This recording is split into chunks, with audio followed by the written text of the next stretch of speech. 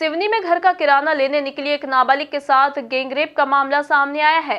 पीड़िता के बयान के बाद अरी थाना पुलिस ने गैंगरेप की वारदात को अंजाम देने वाले दोनों आरोपियों को गिरफ्तार कर लिया है। देखिए इस रिपोर्ट में। सिवनी के अरी थाना क्षेत्र के बिरहोली गांव में रहने वाली पीड़ित नाबालिग अपने घर से किराना लेने जा रही थी। तभी रास्ते में गांव के ही राजेंद्र हरिन खेड़े और रूप सिंह नाम के दो आरोपियों ने पीड़िता को रोका और उसे पकड़कर जंगल में ले गए, जहां दोनों ने पीड़िता के साथ गैंगरेप किया और बेहोशी की हालत में पीड़िता को छोड़कर मौके से फरार हो गए। नाबालिग पीड़िता ने अपने साथ हुई घटना की आप बीती सुनाई। मैं घर से दुकान जा रही थी, दुकान बंद थी। इसके बाद मैं घर आ रही थी और रूप सिंह और राजेंद्र मिला था, मेरे को रोके थे उनने। इसके बाद मैं रुकी थी, पर वो मेरा हाथ पकड़ लिया और मुंह दबाने लगा था। इसके बाद मेरे को ले गए पार में और इसके बाद मेरे सब गलत काम किए। फिर थोड़ी देर के बाद पापा जी आ गए।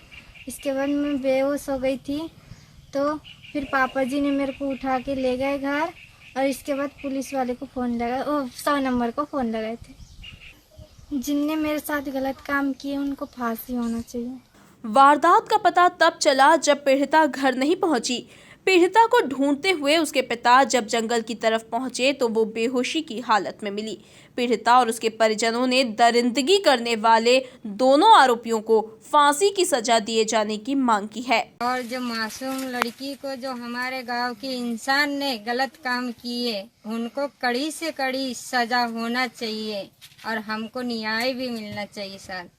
और उसके बाद में आइंदा से अगर उनको सजा हो गई तो कोई भी बेटी के साथ में कोई बच्चा गलत काम नहीं करेगा और उनको फांसी होना चाहिए।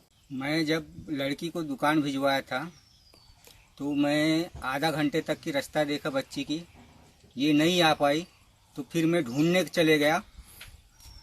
गया तो मेरे को मोड़ पे साइकिल दिखी पड़ी और चप्पल दिखने के बाद में फिर मैं ऐसा टार्च घुमाया तो रूप सिंह दिखा, राजेंद्र दिखा और मेरी बच्ची दिखी बेहालत में, बेहोश में। तो फिर वहाँ से मैं आया बच्ची को लेके, फिर बच्ची को घर पे छोड़ा, फिर 100 नंबर को फ़ोन किया।